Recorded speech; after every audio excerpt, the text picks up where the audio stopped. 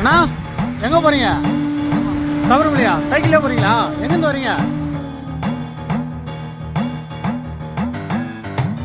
இதில் பார்த்தீங்கன்னா இங்கே 2 பேர் ஐயப்ப பக்தர் விசாகப்பட்டிலேருந்து சபரிமலைக்கு சைக்கிளே போகிறாங்க. ஒரு நாளைக்கு கிட்டத்தட்ட 120 கிலோமீட்டர் சைக்கிளில் போகிறாங்களாம். இதுக்காக இது போல் சைக்கிளில் போகிறீங்க கேட்டால் அவங்க வேண்டுதலே நிறைவேற்றிடாரு, அதனால் இவங்க சைக்கிளே போகிறாங்க. ஆந்திராவா? எத்தனை நாள் ஆச்சு நீங்கள் கிளம்பி? 9 days ஆச்சா இங்கே வரத்துக்கு?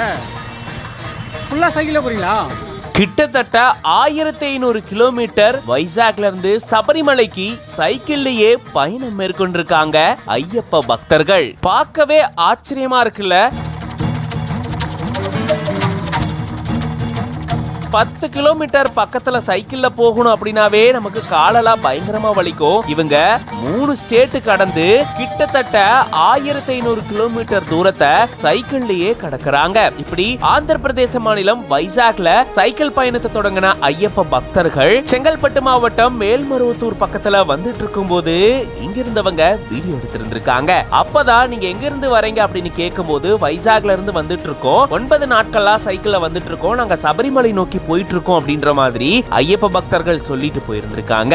ஐப்பசி கார்த்திகை வந்துட்டாலே ஐயப்பனுக்கு விரதம் இருந்து மாலை அணிஞ்சு பக்தர்கள் பாத்தீங்கன்னா ஐயப்ப மலைக்கு போறது வழக்கமான ஒண்ணா இருக்கு. பொதுவா ஐயப்ப மலைக்கு போறவங்க தமிழ்நாட்டுல இருந்து இல்ல கேரளால இருந்து இல்ல கர்நாடகா ஆந்திரால இருந்து வாகனங்கள்ல போயிட்டு சபரிமலை மலைப்பாதையில அந்த கரடுமுரடான வழிகள்ல நடந்து போறது வழக்கம். ஆனா இவங்க கொஞ்சம் வித்தியாசமா ஆந்திர மாநிலம் வைசாக்ல இருந்தே சைக்கிள்ல பயணம் மேற்கொண்டிருந்திருக்காங்க. ஐயப்பனுக்கு மாலை போட்டு விரதம் இருந்து இவங்க சபரிமலை நோக்கி பயணம் மேற்கொண்டிருந்திருக்காங்க. இப்படி பயணம் மேற்கொண்ட இவங்க சைக்கிள்ல போயிருந்திருக்காங்க. பார்க்கவே ஆச்சரியமா இருக்குல்ல. இத பத்தி நீங்க என்ன நினைக்கிறீங்க அப்படின்றத கமெண்ட்ஸ்ல சொல்லுங்க. மேலும் இந்த மாதிரி நிறைய செய்திகளுக்கு பிஹைண்ட் பேஜை ஃபாலோ பண்ணிக்கோங்க.